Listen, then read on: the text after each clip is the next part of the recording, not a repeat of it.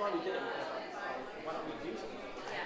You start planning for next year, like. No, like January. Okay. The coffee.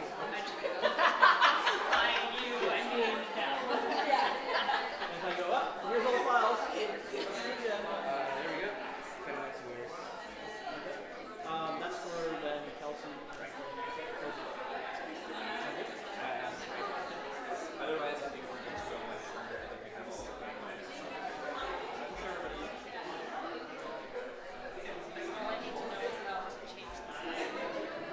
So this screen is working, but it should be. It's not responding. Let me try doing it remote. Yeah, I think it's time to. Okay. So what I'm going to do is we have, I'm saying hello folks, then we have our last 1 minute tech vendor, giving the 1 minute pitch, and then I'll introduce you and play up. Sure. I'll just consider their Sam. So And we're the last, and then you're going to close remarks and do everything we need to do at the end of the day. Yeah. Okay. So we have like 5:30 to 6:30 essentially on the schedule. So like, you have like 20 minutes.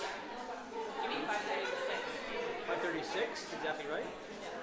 I can go, I mean, if I there's not that go much quicker, I'm going to wink. I'm going to go quicker, right? So I've got it scripted, but if I'm talking a little over. You're good. And then I'm you good. say, yeah, and then we can be short. We are quick. It's a captive audience. I will tell you, I will say we've seen how you drive. So I would do what you do. Yeah, there's, we'll lock the doors from the outside. No one's going anywhere. Perfect. Take your time. We have our ways. Beer vendor would be good too. Yeah, we'll bring in the beer vendor. Bring in the beer vendor, and that'll keep everybody here. What's Steve doing with this screen? He's We need time to.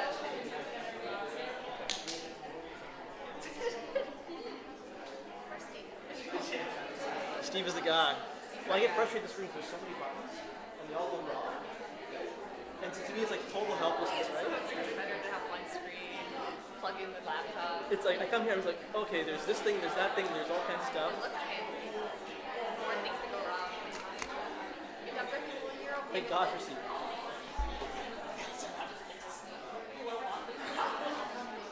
Yeah. If you want to do like a Phil Donovan, you just Yeah, it's really Exactly. He's the performer, right? So, Let's get home first thing. I'm good.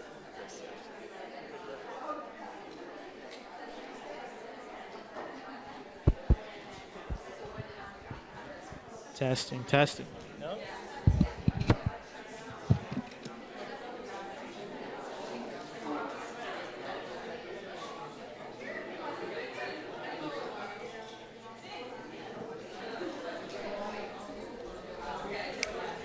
Sorry, we're asking something. Are you doing Test. keynote and then tech, or tech and then keynote? Technically. Okay, so I have the slides for the tech. Okay. Well, I think I've got them up here as well.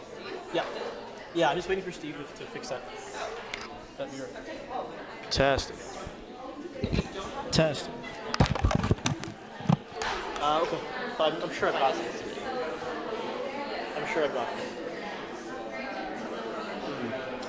Okay, so I'm going to try pulling power to the controller. We can just, we'll put it right on top. We can just. Yeah, so it is recording and audio, we're just not getting slides on it. So it is here. It's not letting me switch.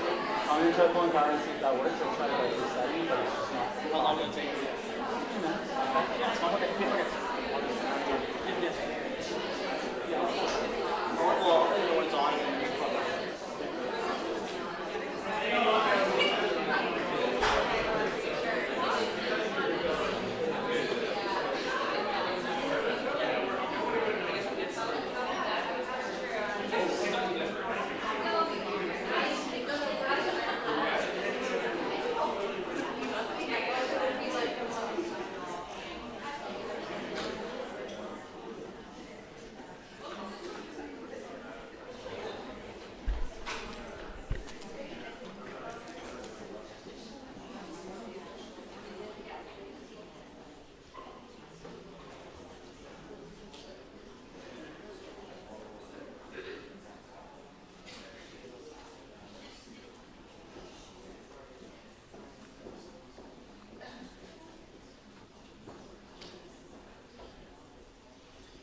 So welcome back, everyone, to our second and final keynote Thanks to those who are joining for just this session. So this morning we had a 1-minute pitch, 1-minute summary from a technology vendor, 2 of them actually in our region. And so we're starting off this keynote with the same thing. It was a lot of fun, obviously very difficult. And so at this time I'd like to welcome up Naman from Aero Health.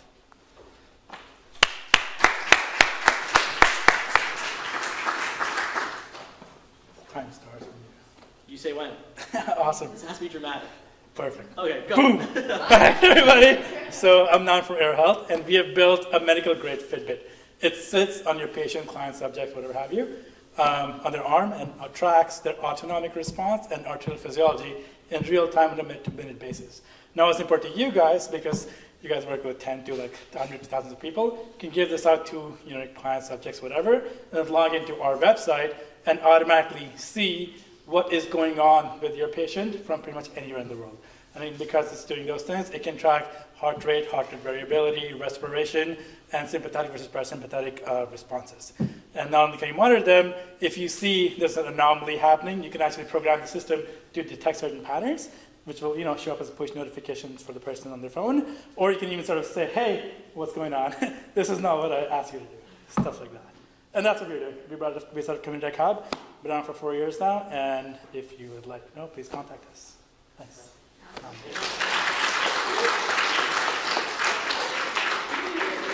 It was close. It was close. It was so impressive. Sometimes I think, how do they do it? Can we get them to do research in QI? It's so impressive. So, our final keynote. Avoiding wasteful or unnecessary medical tests is obviously very important, and it reduces costs, wait times, and obviously improves care. I looked it up. Choosing Wisely Canada and the Canadian Institute for Health Information, they find that about 30% of some medical tests or treatments and procedures in Canada are potentially unwarranted and leading to more than 1 million unnecessary tests and treatments each year. So big numbers. Oftentimes, the problem is, at its root of it, communication, obviously. And so that's really the topic for our second keynote. A new orthopedic e-referral platform is being rolled out first in our region and then the province by our own eHealth Center of Excellence, and so we're very proud of that. So here to tell us more are 3 individuals. Dr. Tom Hoople. Tom obtained an undergraduate master's degree from McMaster University in the field of molecular biology. Thereafter, entered in the Faculty of Medicine at the U of T, and also completed a residency in orthopedic surgery. He is presently in the region in independent practice as an orthopedic surgeon.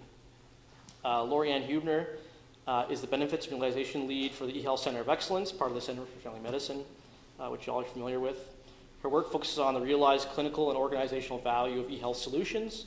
Lori-Ann holds degrees from Brock University, the University of Calgary, and has held similar roles in Calgary and Winnipeg, and finally made it to the right region. Congratulations. That's a long time, but you're here. Lori Moran is the System Coordinated Access Program Manager at the eHealth Center of Excellence as well, and plays an instrumental role in improving access to care by leading the development of a fully integrated referral management strategy for the Waterloo-Wellington region. That's no easy task. Well known to our region, she previously held roles at Grand River Hospital. So welcome to the 3 of you.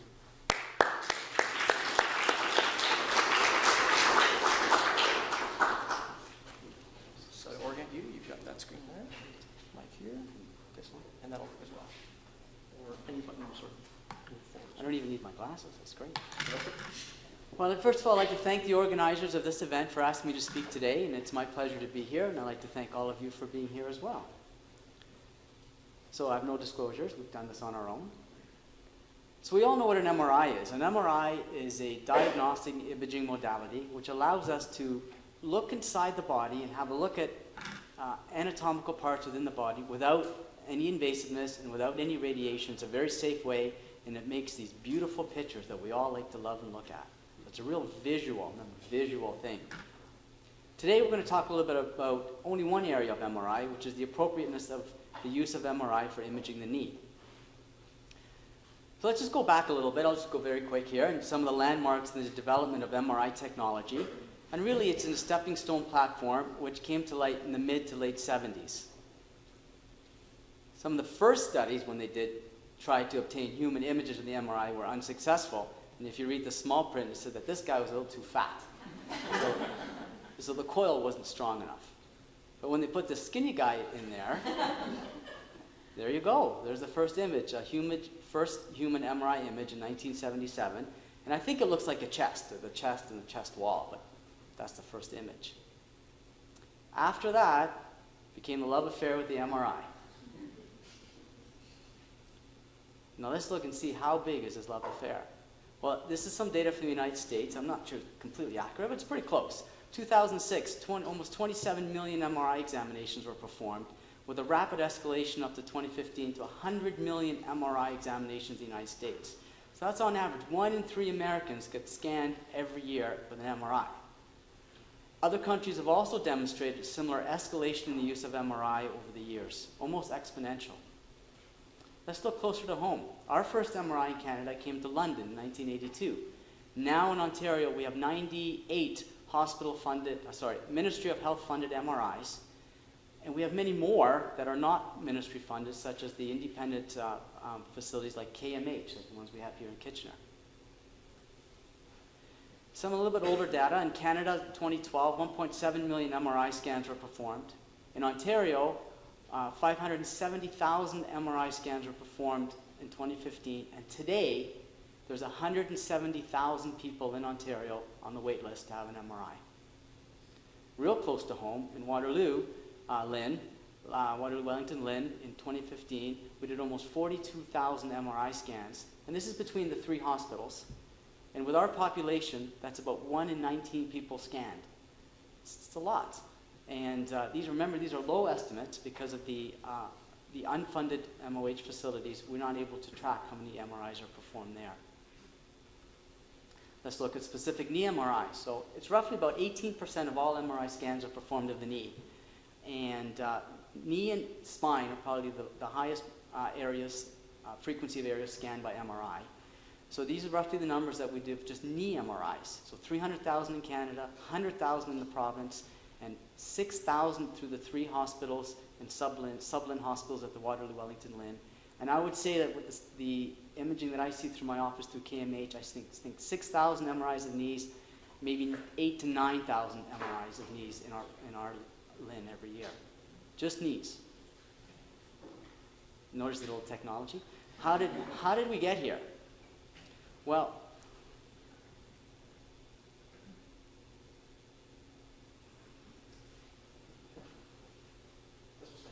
no.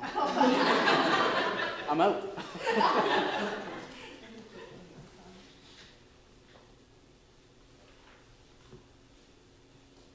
Okay. So how did we get here? Well, part of my preparation for this, I came across a book called Magnetic Appeal, and it's written by a sociologist, and she talks about how MRI technology and images have become ingrained in our culture and really become a cultural icon. And she speaks about how we've drifted from the initial indication for MRIs as being a medical technology. We've drifted away from that, and the use of so many MRIs has drifted away from the original application of what MRI was intended to be. It's quite fascinating if anybody wants to read that. And the basis of the book is that she says that it's been the socio-technical turn towards visualization, in that we love pictures. We are a society of pictures. And pictures is truth. We love taking pictures and looking at pictures. And an MRI is a picture. So there's truth to an image in this culture. And we represent our life in pictorial form. We take selfies. We send them to our friends. We take family pictures, movies, TV. Everything is visual for us in our Western culture. And there's also been a rapid acceptance of technology that produces pictures. Look about how our camera pixels in our mobile phones have gone from really crappy to like, oh my God, you don't even need to buy a camera anymore.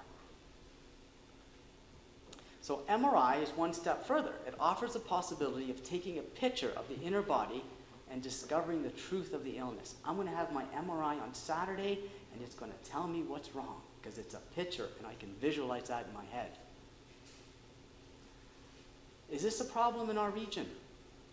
Have a look at this. This is one patient's Grand River Hospital imaging, whatever, what they had at Grand River Hospital of one patient. So this patient's had all these MRIs and never a surgical procedure. So this is actually one of my patients that I saw hold up her MRI, said, oh, look at all the MRIs you've had. Which one do you want me to look at? So we've noticed in our office, and if you guys don't know us, the orthopedic surgeons are in one office, so we see each other as patients. Don't only see the patient, we see each other, and we see each other talking. We talk to each other a lot. We know that a lot of new patients are coming with an MRI that we didn't order. And they're usually referred by a GP, and other non-orthopedic surgeon specialists also engage in some MRI ordering. And an MRI of a knee is great. You saw the pictures, it's a beautiful picture, and it can improve the evaluation of knee pain. It can look at the soft tissues mainly, like the meniscus and the ligaments and things like that. But in older patients, an MRI will find age-related degenerative changes that have no clinical significance. And what I say, if you take a 70-year-old patient and you MRI their knee, what are you going to get? You're going to get a picture of a 70-year-old knee. That's what you're going to get. There's no magic or secret. Is it going to tell you what's wrong with it? No. So we feel that MRIs were not necessary in an older group of patients where the diagnosis of the knee pain or the problem, the management, can be established by traditional clinical methods like a history, physical exam, plain x-rays, and most of us are happy with that and we can move forward for the patient. This has also been supported in a number of research studies showing that an MRI is mostly not needed for knee pain by specialist groups. So our study, we'll talk about it now, is a retrospective study of prospectively collected data for 1 year. So what that means, for people not like me who are not scientists, it means that we looked at every single chart for 1 year. We didn't cherry pick and say, well, this MRI wasn't needed and this one was. We looked at everyone. So these are patients presenting to us. So usually a GP says, Dr. Hoople, please see Mrs. Smith for knee pain. And it's for patients for 55 years and older, because we know the studies show that in this age group, there's 60 to 80% of patients in this age group have osteoarthritis already by the time they get to see us. These are our authors, and we thank Sam very much for doing most of the work. Sam. And the rest of us are orthopedic surgeons at our facility. So here's the patient population. Sam looked at 1,221 charts. And we divided those into patients 55 years or older. So look at the yellow box chart, and we identified 650 patients that were 55 or older. Of those, about a third came with an MRI before we've even seen them, of their knee. So just some demographics of the total group. There's the males and females with an age group with an age bracket of almost 70. So you can see somebody who's 94 had an MRI of their knee. This is the, and in the MRI, and so in specific cohorts, in the MRI cohort, 226 MRIs in 221 patients with an age of about 63. And the non-MRI cohort, those patients that came to us without an MRI, slightly older. Here's the age distribution. So again, you can see that in the non-MRI cohort, the ages were a little bit less. And we divided this into our data into age groups, categories of these 4 categories on the bottom. So the no MRI cohort was a little bit older. And we asked some questions. Why did the patient come to us? What was the reason on the referral on the sheet from the GP? And was a plain x-ray ordered prior to the MRI? Was the pre-consult MRI appropriate? And I'll discuss our criteria for that. And then in the group that did not have an MRI, how many did we order? And the last question we asked is, what did we do to those patients in each group? Did we operate on them? Did we treat them? What kind of surgery? And did we treat them conservatively? So that would be the patient disposition.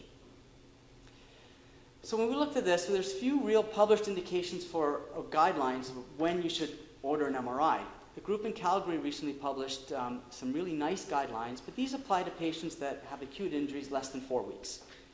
Other than that, there's the American College of Radiology guidelines, and it's called Practice Parameters, and it's basically a list of conditions that you can see. If you think it's a meniscal tear, get an MRI. If you think it's this, get an MRI.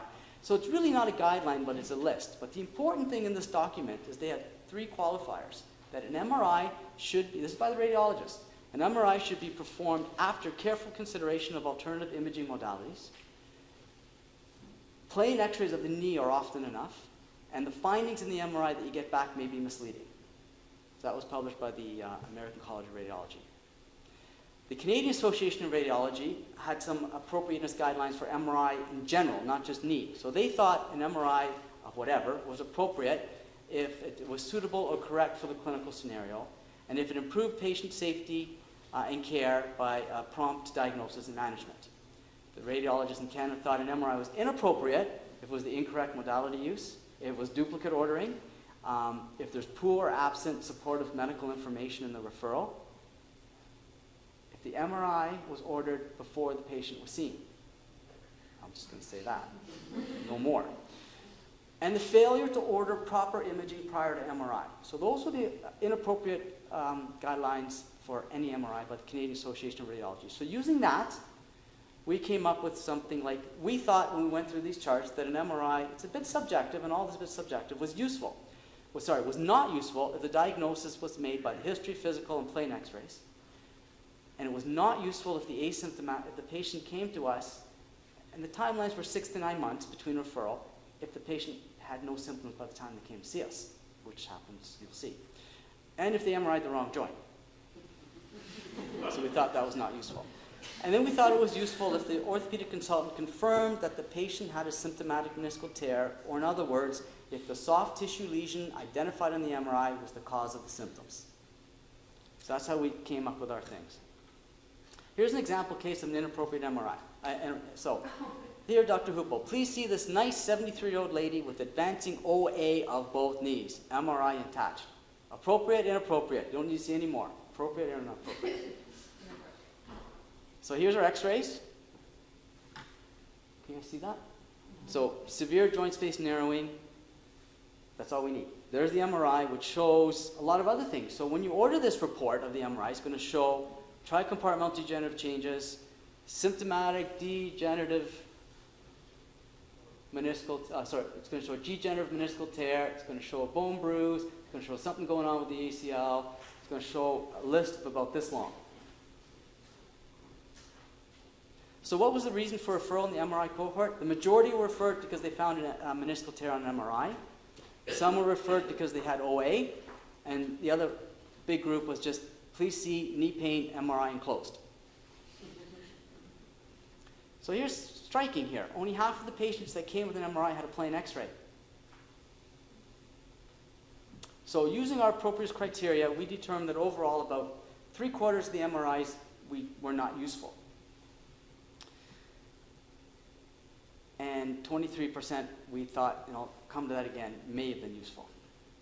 As you can see, as the patient ages, the yellow bars are not useful. You can see that the MRI becomes less useful as the patient ages, as the development of degenerative changes become more progressive. What was the reason for inappropriate MRI?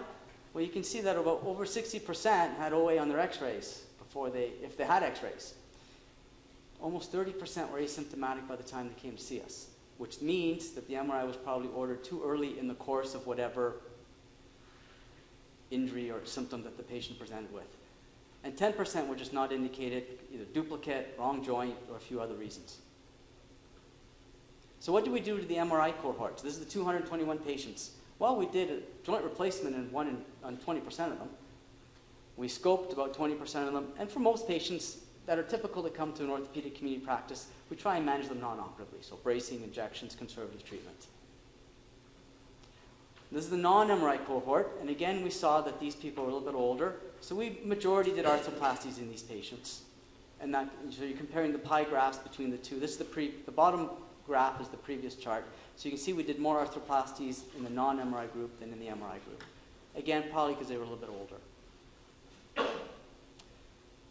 There you go. So out of the 429 patients, how many MRIs did we order? 4 in 1 year. And the last question we asked, does the pre-consult MRI influence the patient disposition? I mean, the patient walks through the door with an MRI, does it influence what we do to them? So basically what we wanted to do is compare the number of knee arthroscopies in the two groups, the non-MRI and the MRI group. The MRI and the non-MRI group. But we already know that the non-MRI group is a bit older, a bit more degenerative. So to make the groups a little bit more comparable, we took out the bad knees. So we took out the total knees in both groups. So then we're left with people that don't have terrible knees on x-ray in two groups. One had an MRI, one didn't. And you can see in the MRI group, we scoped 41 knees. In the patients that didn't have an MRI, we scoped 5.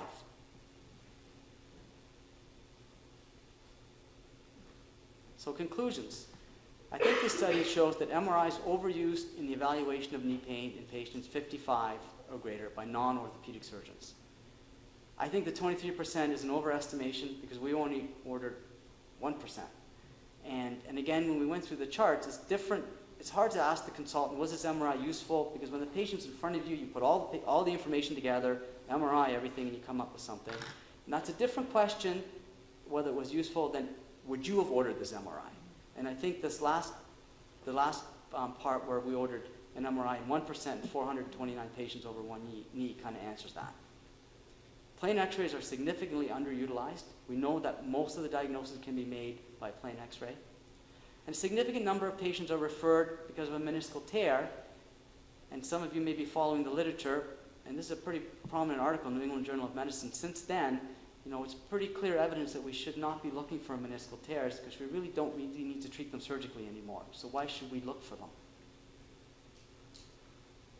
The presence of a pre-consult knee MRI may adversely influence the decision to proceed with knee arthroscopy. And most recent data from British Medical Journal is a guideline that in short, says we're scoping too many knees. So this is kind of timely. This was May 11th, a few weeks ago. So maybe we should step it back a bit. Instead of saying, let's not do fewer arthroscopies, maybe we should start off by doing less knee MRIs.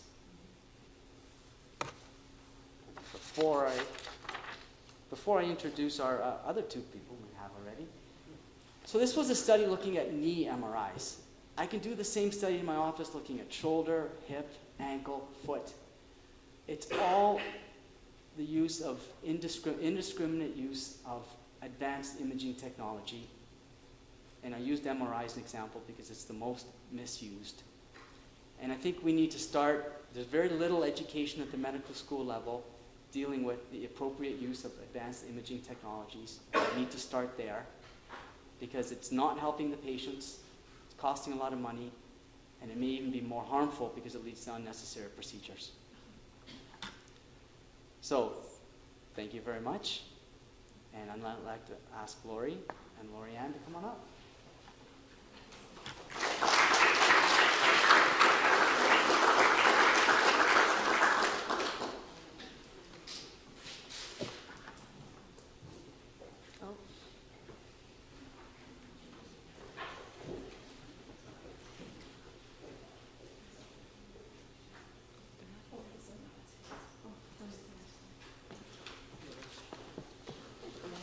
Where's it? No worries.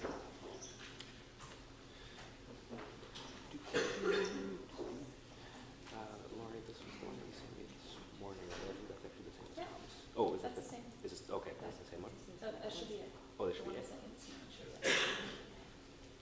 Yeah, that's it. This guy? Yeah, go down to 49. Oh, perfect.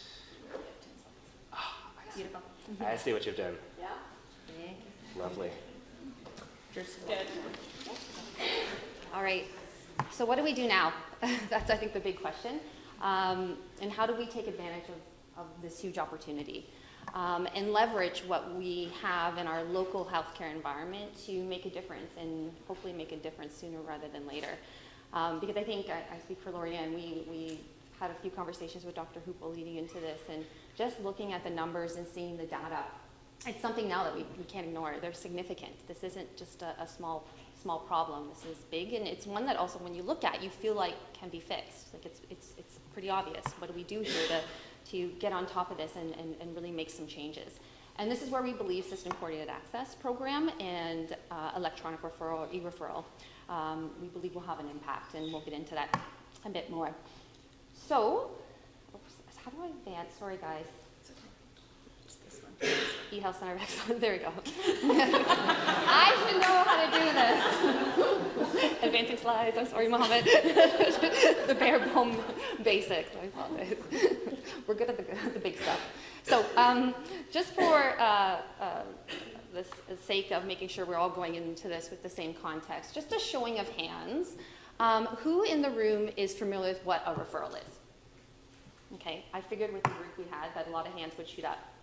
Okay, and for the folks that just may not be familiar, in terms of a referral, what we're talking about is, you're going, you visit your family physician, you're having, say, some knee or hip pain. Your family physician pokes around at it, looks at it, does his or her assessment, and decides that you need to see an orthopedic specialist. And your family care physician then pulls either, depending on how advanced their office is, a referral form off the shelf and writes out a referral. Or they go into the EMR and pull up a fax-based form, enters the information, attaches what they need, and they send that referral on to the specialist or the program you're looking to get into. So that's basically the essence of a referral. Electronic referral is just what it is, an electronic version of that referral. And it's taking everything within that referral process and making it electronic. And in doing so, what our hope is, we are going to have one place to go for yourself and for your primary care to look up services in the community, one place to place a referral, and one system for referrals to be sent through. So it's that seamless loop that we hope and intend will cut down on all of the non-value added steps in the referral, paper-based referral process or the fax-based referral process. That's kind of some of the context that we're going to be building off of. Another question for the group, now that you kind of know what a referral is, or I'll understand what it is, who has had a referral placed on their behalf or is aware of someone that has had a referral placed on their behalf? Okay, and keep those hands up. Hands up, hands up. Okay, good, a good group of you. So with that referral, how long did it take? Was it weeks? Was it months or years for that referral to be processed, for that appointment to be booked, and for you to end up in front of that specialist or in that program? Many weeks, many months, long time?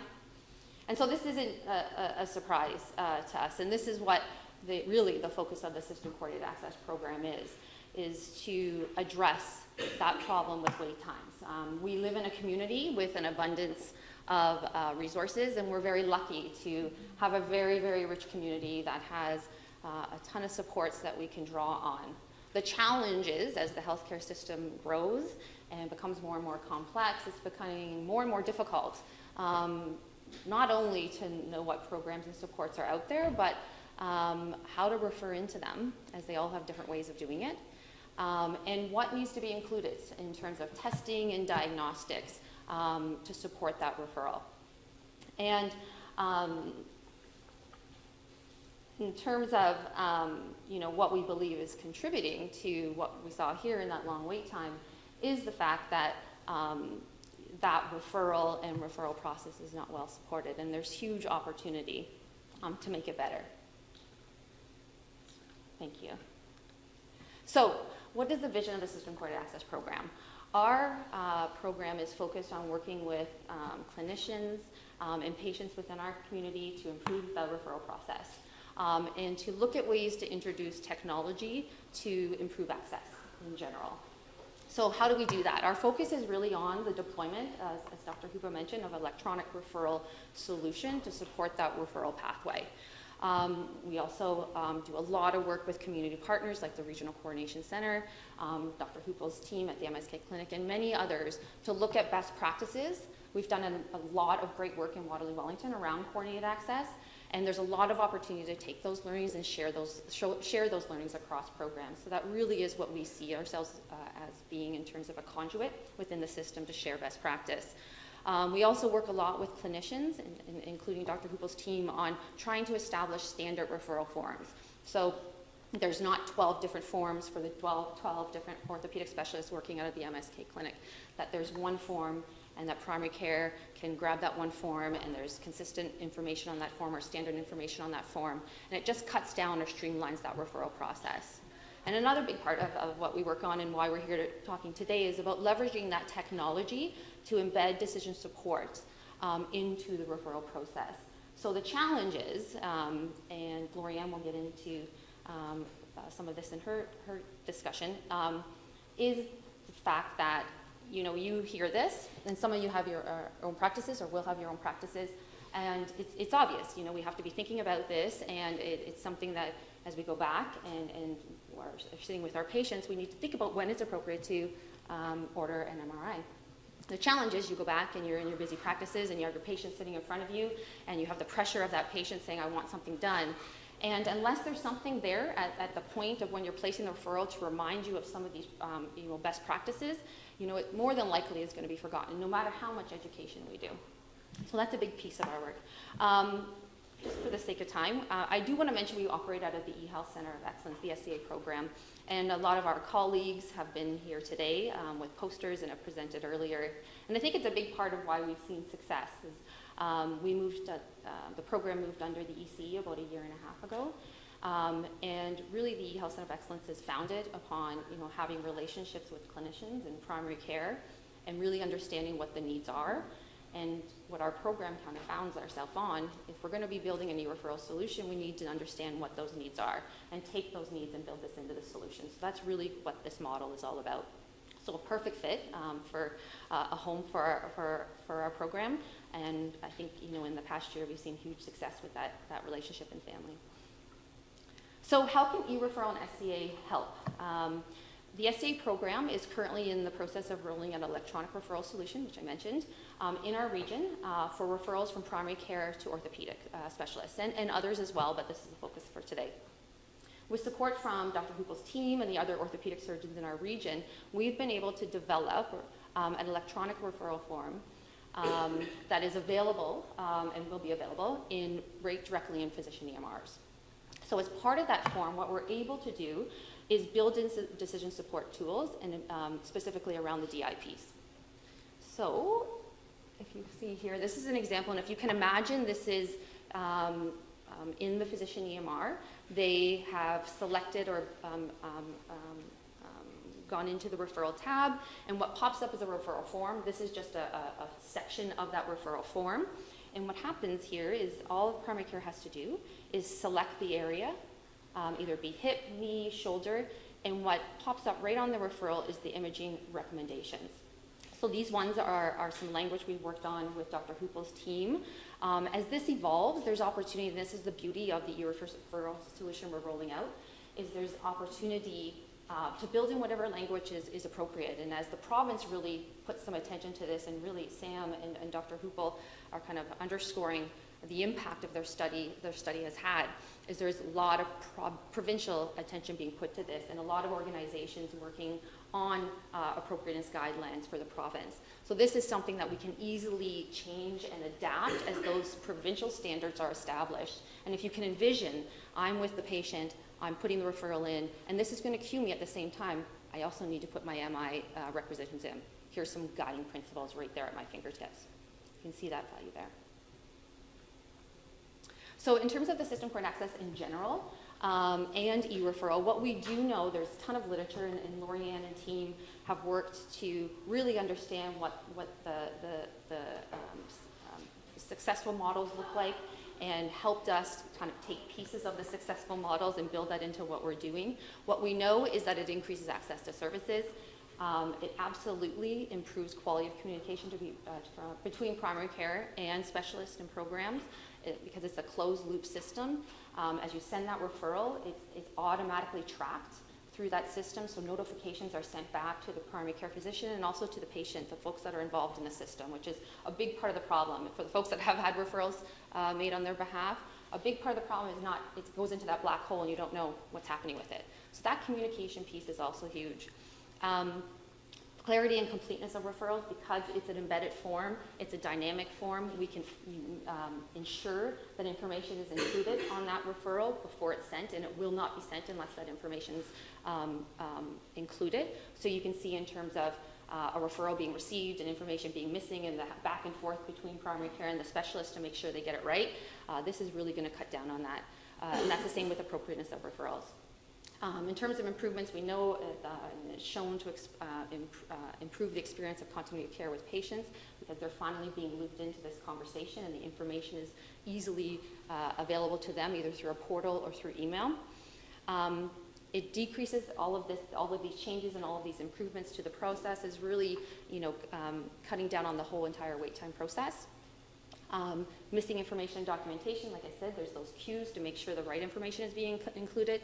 And then the big piece, which really fits in with what Dr. Hupel has been pointing out, is the unnecessary and inappropriate tests, and trying to provide some guidance and support around what is appropriate, what needs to be included, if anything at all, before the specialist visit. So now I'm going to hand it over to Lorianne, and she's going to speak specifically again about the numbers and some of the research studies we're kind of going to build off of from Sam and Dr. Hupel's work. So anybody here who likes research, and I'm thinking there are a few in the room that like research, you might think what Dr. Hupel has talked about and what Lori have talked about kind of lend themselves to the perfect research project, and I would agree.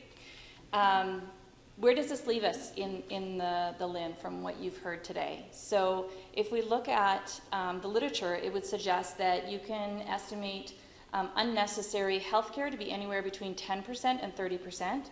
And if you read the recent Choosing Wisely Kai-Hai report, they would say 30%. From Dr. Hupel's work, he would say closer to 75 to 80%, particular to his study. So we've looked at the LIN's numbers based on the low end of 10% and the high end being 30%, knowing that we are probably going low here, but we'd like to underestimate. We know that over 40,000 MRIs were done in the year in the LIN, so this is not just knees, this is total MRIs. So you can see there the levels of unnecessary MRIs. The annual cost based at the base cost of running an MRI is about $150, so that doesn't necessarily account for the interpretation of the MRI and the radiologist's time. But that gives you an idea of the annual cost of these unnecessary MRIs.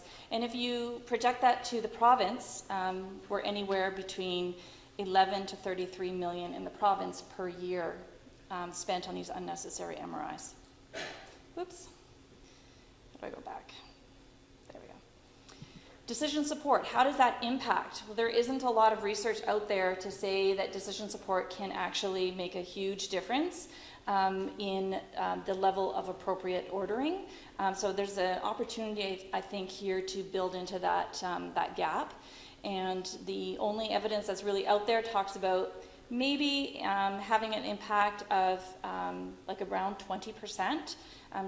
Reduction in the unnecessary ordering. So we've given you some numbers there, and with that, on the low end to high end of the cost savings, you're looking anywhere from 127,000 to 380,000 just in our LIN. And again, I think we're really shooting on the low end, but we wanted to keep the bar manageable. Expectations where they should be. So what's the opportunity here? The plan moving forward, like Lori had mentioned, is that to embed decision support into the orthopedic electronic referral process. This is going to be happening in the coming weeks. So it's not like something that's happening in the coming years. This is actually happening now. It's about to be rolled out. Knowing that we're starting with small workflows, there will be parallel referral processes for some time. There will be a lot of primary care physicians who are still sending the traditional fax way, and there will be some who will be sending through the e-referral, and which will have the decision support. Perfect opportunity to compare the two cases. So after 6 months, we want to do the same type of work that Sam has done in looking at those charts, and now adding on another layer of how many came in through the e-referral and how many came in through the regular fax, and then see if there's any opportunity to make some assumptions around the impact of having that decision support there. What can we measure? Building on Dr. Hupel's work there, we can look at how many patients were referred through fax, had the unnecessary MRI, how many came through e-referral and had the unnecessary MRI, using the same logic.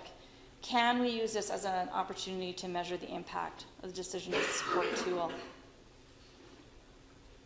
So what's next? As we said, e-referral is going live. It's starting, orthopedics is one of the first streams that it will be implemented with. The research study we're planning for this fall, and the SCA program and e-refer model is being expanded to at least 5 other LINs this fiscal for orthopedic referrals. So there's great opportunity for us to do some studying here on the impact and be able to look at that across the province as well. So that's our presentation for today. So thank you very much for your time at the end of the day.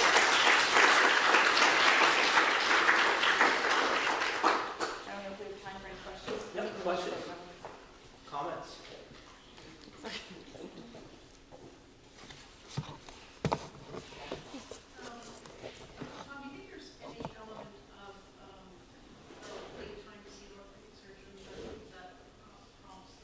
Yeah, I could have kept going and going with this presentation. So I think that the major problem with this is that they're waiting too long to see us. And I think by having system coordinated access, and Zach through the LIN is working on a central intake screening process where patients have a 1-800 number, all go there to get screened and seen within weeks, would certainly be one thing that eliminates use of unnecessary diagnostic imaging. So I think that's one of the major factors. So you'll see the ones that have high priority to be seen, and then what will happen to those with chronic pain? Well, I guess the whole thing is. Do they just move down the list and then? No, I think with the new model that the LIN is proposing is going to be everybody, whether it's acute or chronic, will be seen within 28 days or something like that, or some. You can speak on it. So their assessment center will be seen within 2 weeks. 2 weeks. Every patient will be seen within 2 weeks, and they'll get an assessment by an practice physiotherapist who give them recommendations on what to do. And the hope is that to avoid the patients who don't actually need to see an orthopedic surgeon, or if they see them, they'll see them together, and then that will give people self-management options, and then fewer patients will proceed to surgery. So I really show them. So I think you've hit the nail. Like access is a huge problem. Most of these patients that have waited to see us are 6, 9, 10, sometimes 12 months. They're waiting around. And there's some misconceptions. It's like if you have an MRI, will you be seen quicker by an orthopedic surgeon? Does the orthopedic surgeon need the MRI? So some people used to think, well, if I send them an MRI with pathology, maybe they'll see them quicker because they may be more interested. Mm-hmm. But those are all old misconceptions based on a long waiting list. Any questions? Yep. You said that 1% of like 4 MRIs were reported. Like in what cases it was like really soft tissue damage or? Yeah, I didn't look at those 4. I just wanted to look at the numbers. So in 1 year, 429 patients came without an MRI, and we ordered 4. So, and I know that 2 of those patients had an arthroscopy. 1 patient had nothing, a conservative treatment, and 1 patient went on to have a total joint. So there's other times to order an MRI other than just looking for meniscal tears. I don't know exactly what happened in each one of these cases, but the whole point was that of 429 patients, we thought that there was a reasonable indication to order 4 MRIs. And a lot of it is patient-driven too. I want an MRI, right? And then, the choose wisely people say it takes an extra minute to talk them out of it, but it's easier to save that minute. Yeah, I can attest to that because in grade 10 I was having knee issues and they're like, oh, get an MRI right away. Yeah, because it's going to tell you what's wrong, comforting. right? But you're different. You were in grade 10. Yeah. It wasn't your father or grandfather. Yes, Leah. I was just wondering, as far as the contest of MRIs being done in primary care, so when are they usually done? Is it because the primary care provider is thinking that maybe I can resolve the issue on my own and not actually refer the person? Or do they think they're just preparing documentations for you? I think that's the latter. I think they're preparing. And I read one interesting study in the United States. I think it was Cleveland or something like that. And they looked at 100 people pre-MRI, and they looked at the scenario, the case scenario, and said, how many would, and they took a group of GPs and said, how many would you refer to an orthopedic surgeon? 9%. Then they took that same people and they added the MRI results. Said, now how many people would you send to an orthopedic surgeon? 75%. Okay, so you get an MRI back that says, like I showed you, meniscal tear, bone bruise, maybe partial ACL tear, and tricompartmental osteoarthritis.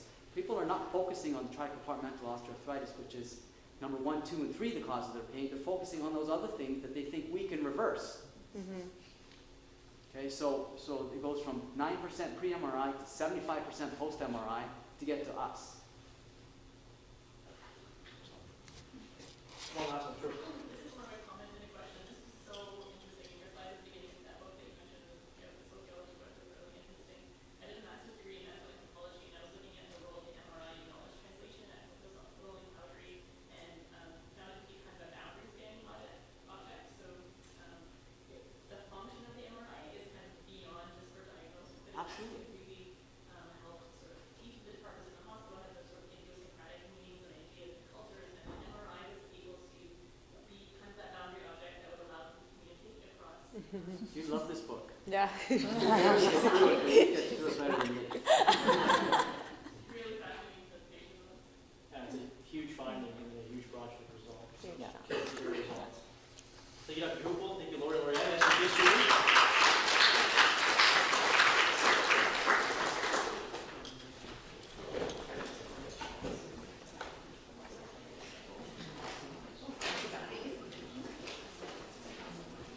And so we have some final items, and then we'll be off. So pretty clear from the keynotes, all the presentations, that we're leading in this region across big problems that are well beyond this region: polypharmacy, care of older adults, e-referral.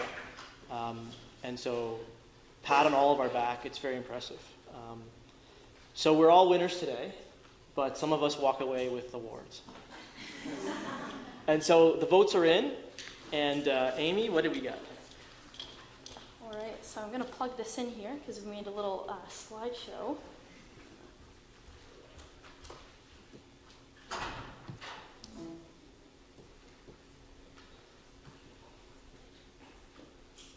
That is not the right USB. Too many.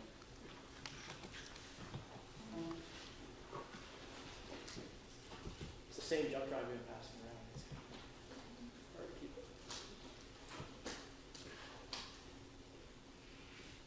All right, so our first one up here is going to be the technology that we would most like to steal from our event today, and the tech vendor who the votes said was the Life Recovery Program. So congratulations. I don't know if they're still here, but I got a chance to look at what they do, and it's really interesting stuff. So please go ahead and check out not just this vendor, but all the other vendors that are listed in the booklet. They're all doing really cool things, so feel free to look them up on your own time after this. Our favorite poster presentation for today was poster number 2, so alcohol use in older adults, a review of drinking risks and alcohol use disorders to inform the development of national guidelines. So that was Eunice today. I'm not sure if she's still in the room, but congratulations, Eunice. Everybody loves your poster. And then for the favorite oral presentation, we just couldn't decide. So everybody was divided between the 3 of these, so I'm not going to read them all, but congratulations to Julia, and Eileen for their poster, for their oral presentations today. And then from the family medicine session that took place in the pharmacy building, we've got their awards here. So we'd like to congratulate Dr. Julie Chater, Fiona Clark, and Elisa, as well as Drs. Nathan Roth, Melissa Snyder, and Allison Yancey for their presentations today. You were voted some of the best. So congratulations. So as I said in the beginning, Amy was responsible for the day. And so, again, round of applause for you, Amy. Thank you very much. And with that, we're adjourned, and hope to see you next year. Take care. Safe trip.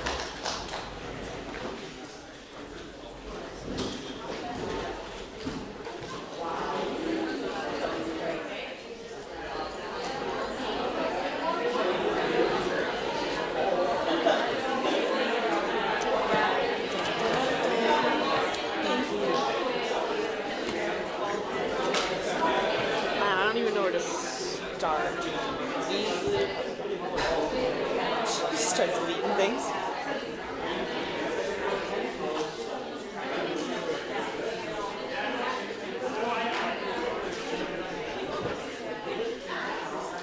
Oh, it's still open. Good job, ladies. That worked very well. You walked well.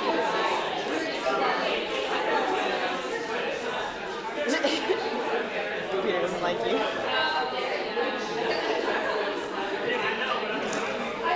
More stuff in my pockets.